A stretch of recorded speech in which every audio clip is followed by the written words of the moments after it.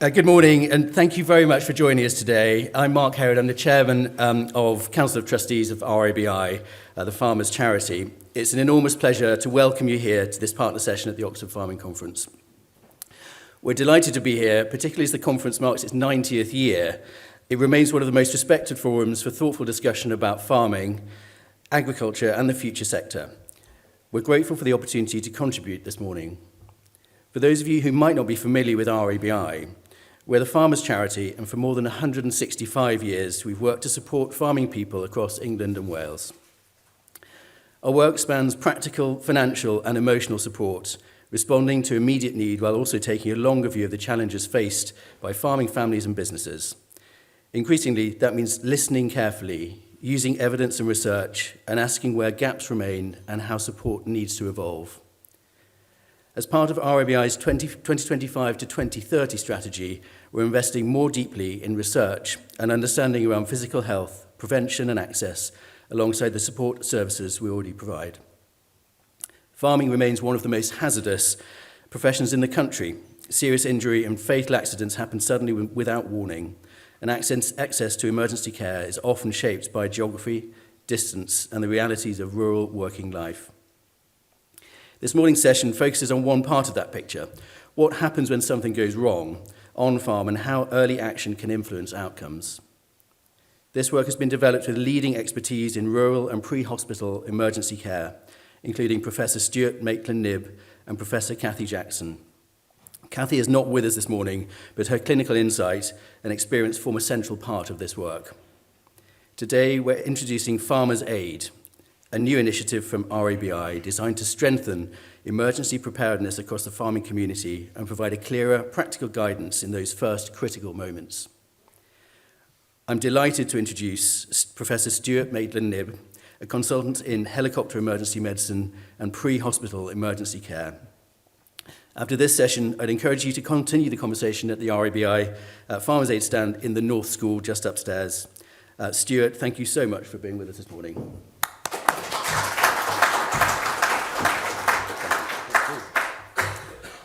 Thank you, Mark. Right, okay.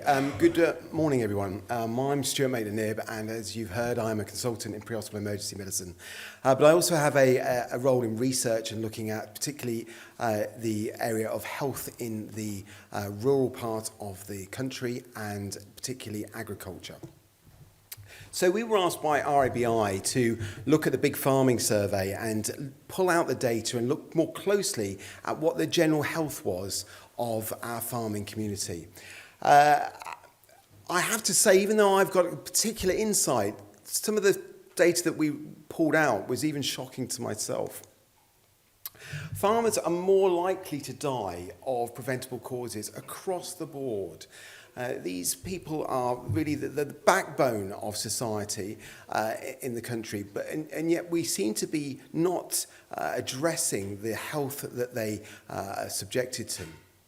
There's lots of reasons why people are dying through preventable causes in the farming community, and I'm going to go through a few more of those. Some of those reasons are late presentation, and any medic that you speak to will say if a farmer walks in to your department, whatever that department is, sit up and really listen to why they're there, because farmers just don't come to the healthcare settings for trivial, what they would consider a trivial matter. Actually, farmers will only come if they're dying. And I really do mean that. I can tell you lots of stories of where farmers have walked in with absolutely catastrophic events, and you're thinking, how are you even walking, let alone being in front of me? We also see that farmers are so dedicated to where they are and the need to stay where they are for whatever that may be, whether that be their livestock, whether it be the business, that they actually will choose self-treatment. Farmers can be quite confident in that they know best, and therefore they can treat themselves. Sometimes actually is true, and we need to accept that within the healthcare professions and probably support that better in the way that we approach that, rather than saying, no, don't do that. Because we've got this situation where farmers are treating themselves maybe with medications that they weren't for the human stock, but for the livestock. But they're doing it appropriately, but we're not supporting that from a healthcare perspective. Farmers have high levels of pain, and they are amongst the very highest in society with chronic pain issues. In fact, 52% of the farming population are in pain. Not this minute, not this hour, but throughout 24/7, they are in chronic pain. And that's a huge proportion of that population, particularly when you consider they're doing a physical job, and that job is causing more pain for themselves. The mental health gap, which is something that RABI have looked at extensively, is striking. This shows the graph between the average mental health in the UK and mental health. So the red line at the bottom shows you the difference between the green line at the top, and the red line is farming, showing you that they have a significantly worse mental health perspective and event than the population right up until the age of 75 to 80. Now, the reason that is, that crossover there, is we believe that's when farmers are most likely to retire. And it's almost like I'm done. It's over.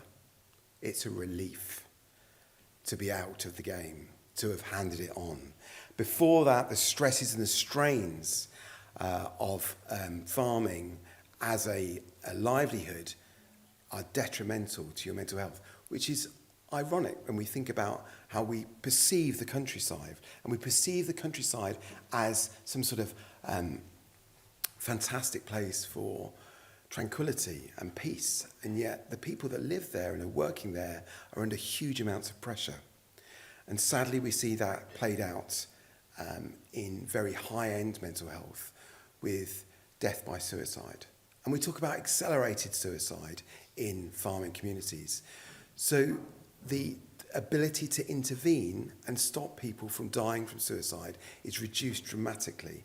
When you look at the point of where farmers that go, that first thought of life isn't worth living, to carrying out death by suicide is so short for many reasons. They have access to firearms, they have access to chemicals, etc.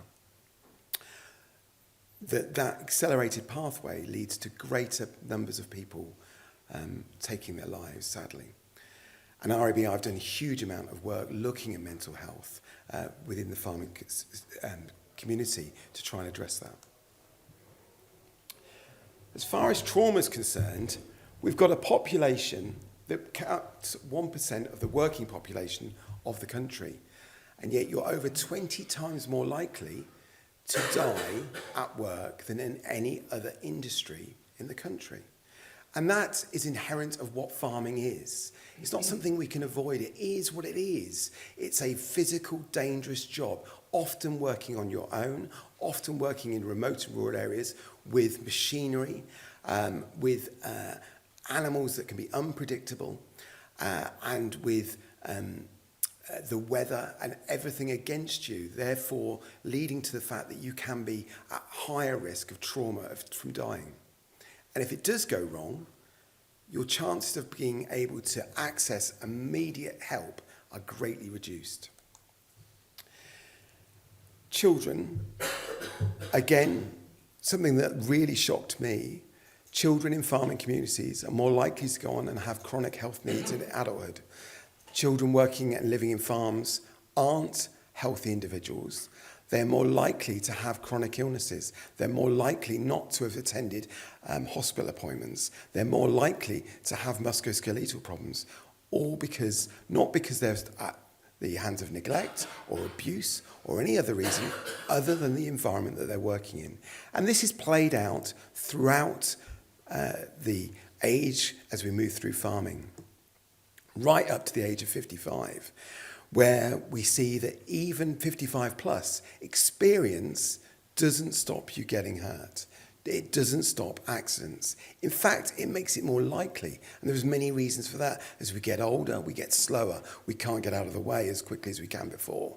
So as the younger farmers are taking more risks, the older farmers can't move in the same way as they did before, and they're already carrying that burden of physical health from the musculoskeletal injuries that they're carrying on a chronic basis.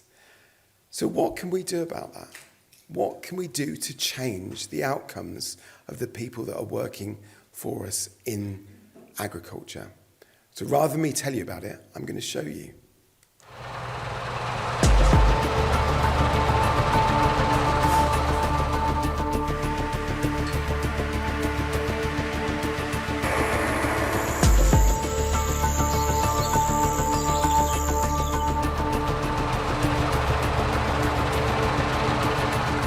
Hi, I'm Professor Stuart Maitland-Knibb and I am a critical care consultant with one of the air ambulances flying in the UK.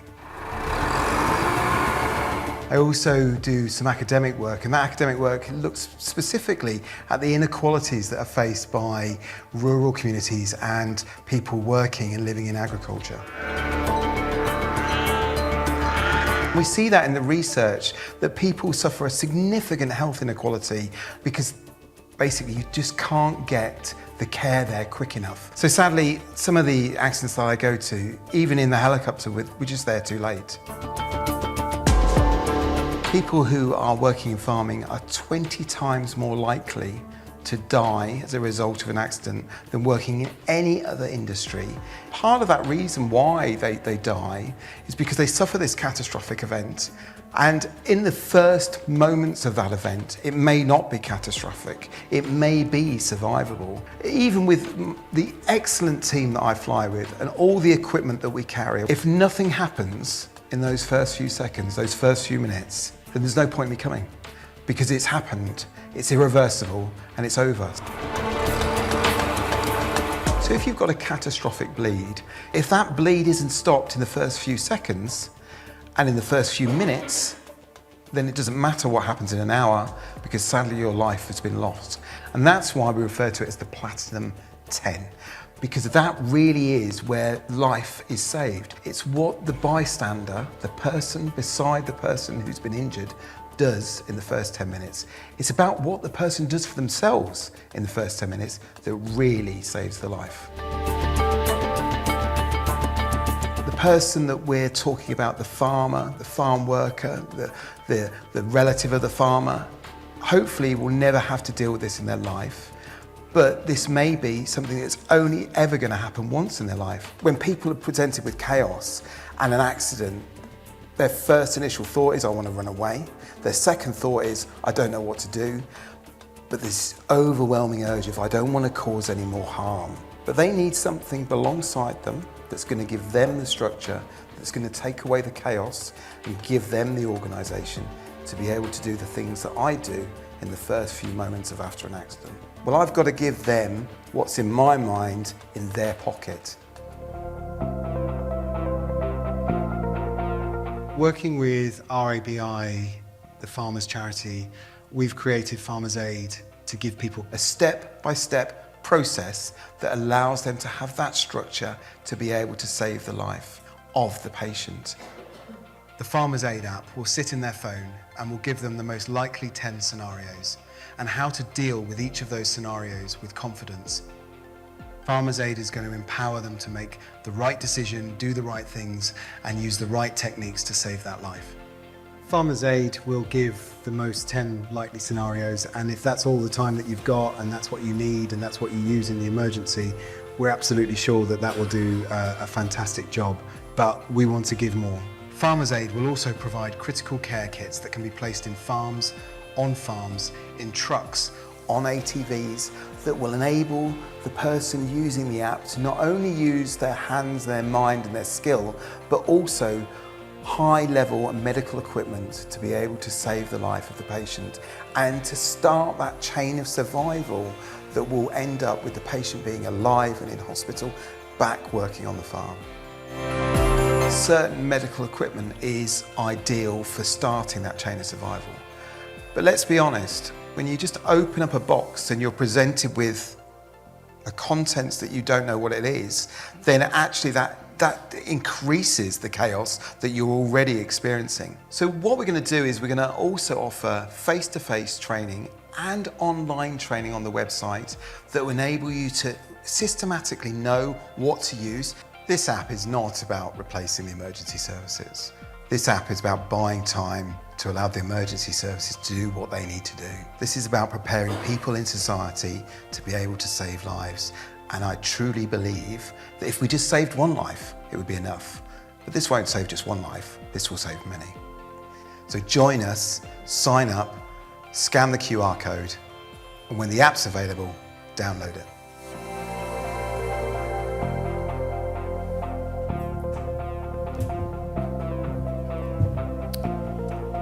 Okay, so that's what we're going to do. We're going to launch this app, and this isn't about first aid.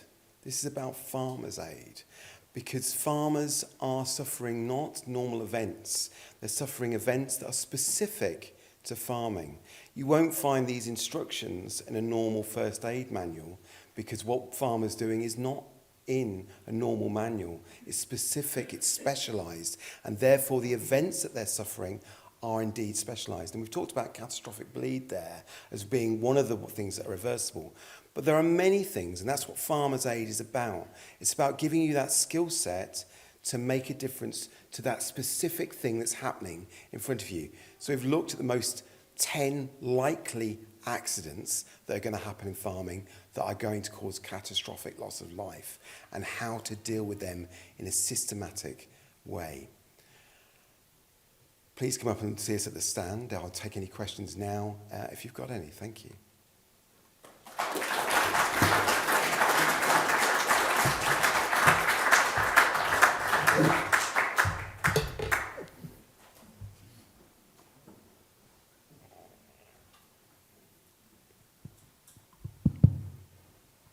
Thank you very much. That was a great presentation, great video, great app. Looking forward to it being launched so it can get out there into the community. I guess my question is, how can we get this across the whole of the farming community? And secondly, how can we get people to engage in it to understand how to prevent the accidents that are occurring rather than how to deal with the impact of the accident? Yeah, sure. So, I think a lot of work has been done with the Health and Safety Executive, looking at what we can do on farms. And that really isn't what we're focusing at. We're accepting the fact that, that farming, you can never take away all risk. You can never take away all accidents. Whatever you do, there's always going to be risk. And as a result, that risk may play out to be negative. You can't take it away. What we're looking at is undoing the catastrophicness of the event and trying to put in a stopper before the emergency services get there. Because sadly, that's where people are losing their lives, is the time that it's taking the emergency services to get to the patient. And this is what that's focusing at. Hello, Ken Sloan, the Vice-Chancellor of Harper Adams University. So firstly, really welcome this, and I've already said, a great thing to give to new students when they start, so they go off into professions with this at the front of their mind. I suppose when we have discussions with staff and students, one of the issues that comes up is partly confidence, so this will help with that, and the knowledge that goes with that. But the other issue is, what is the implication for me if I try, but it doesn't work? And because we live in a very litigious age and other things. So how do you get people through that barrier so that actually all they focus on is what they've got in front of them? Okay, so I think you're right. We're in this litigious world, and as far as you're concerned, as a lay first responder, you have no concerns. Nobody has been successfully prosecuted in this country for trying to give first aid. It's been tried. I'm not going to lie to you and say people haven't, but there's no court that's even entertained it. I am in a different matter, and I am open to criticism on a professional basis. So I'm definitely not going to put anything in that app that's wrong. I think what it is about instilling that into the person that's responding and knowing, actually, you're following what I'm telling you, and I'm saying that, and I know what I'm doing. And it's, sadly, I was recalling this earlier, that I've been to, sadly been to a child that had died as a result of losing his airway. He'd been knocked unconscious. And the responders around him had not cleared that airway because they were so worried about hurting his neck that he died, and they'd put a blanket on him, they kept him warm. Sadly, they just kept him warm while he died. And they were paralysed by fear of not doing any harm. And me being in your pocket is me saying, this is what we're going to do. And actually, it's okay. And this is the big point, is we all think in this room, you all hear that story and you go, I wouldn't do that. I would, you know. But when actually you're dealt those cards for the first time, it's terrifying. And you want somebody to take that parent role and say, it's okay.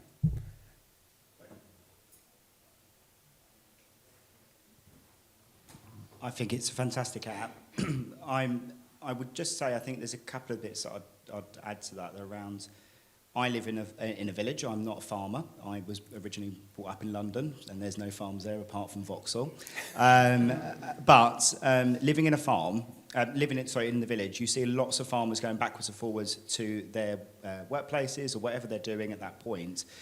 I wonder whether or not it's looking wider than just those that are on the farm, because if there was an accident outside on the road with machinery, actually we've had it where a cow has hit the farmer, knocked him completely unconscious, and nobody knew what to do. So I think there's maybe a little bit more around actually how wide can it go rather than just the farms, because it can actually be more helpful when farmers are by themselves dealing with animals or with machinery at that point. Absolutely. I mean, obviously the app is completely open to everybody to download.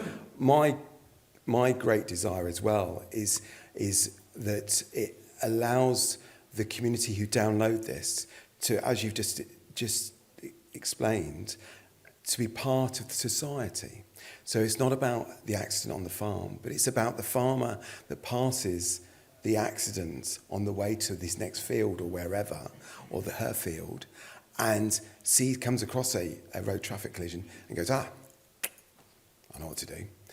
And you're right, people in rural communities should be downloading this app because it does cover everything that you would need in a rural community to be able to provide immediate care for scenarios that will happen across, not just on farms, but across the countryside. And just to follow up on that, there was another part there that we've been thinking about within our own village in terms of the 3G network being shut off, in terms of signal. So is the app able to work without internet? It is indeed, yeah. Wonderful, yeah. Thank you. Yeah.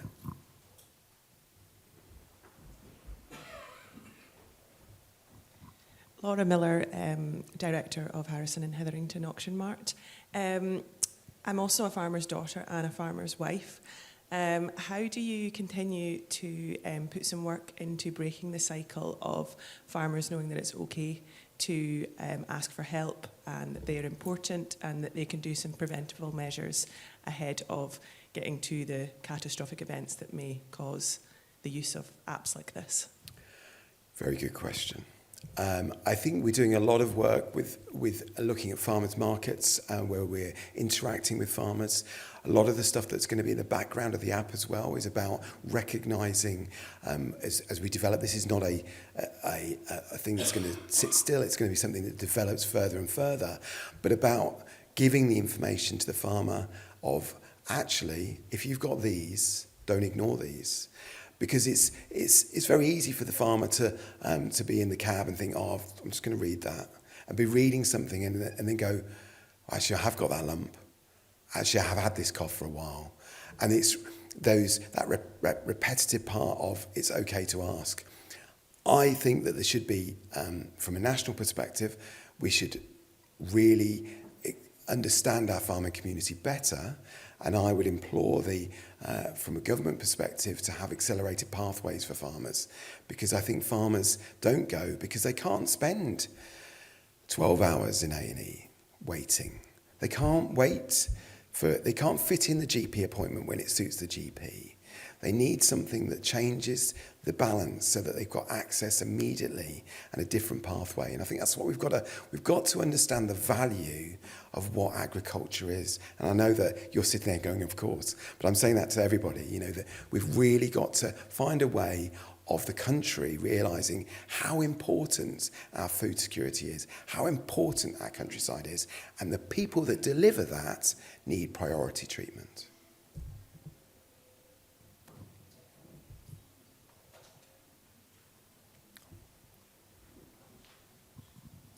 Hi, Rachel Hollis, Vice President, NFU, and I'm just sat here and I'm thinking about this and I'm making lots of notes and I'm looking around the room and there's quite a few industry people in this room and I'm looking in front of me here, AIC, I'm looking at Jim over there, Mutual, we've got Harper in the room, we've got lots of people in the room and I'm just wondering if it's not, we talk about how can we prevent this, how can we do all these different things. Is this a tool that maybe we all need to start talking to each other about and we need to get behind the launch of this and we need to actually speak with our members and do this as a big hit because I'm fed up of seeing people die on farms. We experienced something on our farm which was pretty horrendous and my husband didn't know how to save somebody's life and that will sit with him for the rest of his life. And I just think it's a really powerful tool. And I think we need to take this very, very seriously because enough's enough. So, I challenge us all, really. I'm Alicia, I'm the Chief Exec of RABI, so I'm kind of responding instead of Stuart, so apologies, Stuart. I'm picking up your point, Rachel, and it's something, Stuart mentioned the Big Farming Survey, which was a massive pivotal piece of research that got the responses and the traction it did because of all the people in this room and many others and the NFU and CLA and all of these organisations and individuals pushing that for us. We cannot do this on our own as an organisation. And you know, exactly that, picking up the point, how do we get traction? How do we get people really working and picking this up and using this and getting trained and getting kit? Is RABI can go so far. But we get this across the country and we get traction because all of you and the people you know and your colleagues in other organisations and the individuals you know as farming people, they push it for us. So, Rachel, your point is absolutely fundamental to this. We can get it so far. We can, as Stuart has said, this is the first stage of the development. We've got Farm Safety Foundation in the room. Steph is at the back of the room. Again, you know, there is a big piece. None of us want these accidents to happen. That is ultimately, so that message from Farm Safety, but that is cultural shift and it takes time. But we can then link up part of this again. Future development is here's what you do if it happens. Here's how you stop it happening, which then links to farm safety. We all have to work together to get anything around our community. So just to reiterate, please, if you will take up the challenge, and I've been in the place of your husband, Rachel, of it wasn't a farm accident, it was a road, an RTA. And I just my brain went into chaos mode, and it is really scary. So, and this stuff is not rocket science, but being able to have, it's like muscle memory for everything. You know how to turn your tractor on, you can do it in your sleep. You look at this, you learn this, you do it, it comes back to you. And that is what allowed me to help to save a life. Because despite the chaos in my head, I somewhere knew vaguely what to do. And that really important piece that Stuart's picked up is, and I knew enough to know sometimes you might have to do a bit of harm to save the life, and that's okay. And that's a huge message, again, for everybody to get out there. We are so scared. It's the same when we talk about suicide. We're so scared of saying the wrong thing and making it worse. Actually, there are situations where you're probably not going to make it worse. They're going to die if you don't do something, so you might as well do something. But please, please, to reiterate that, yes, please work together, please get behind this because it will save lives.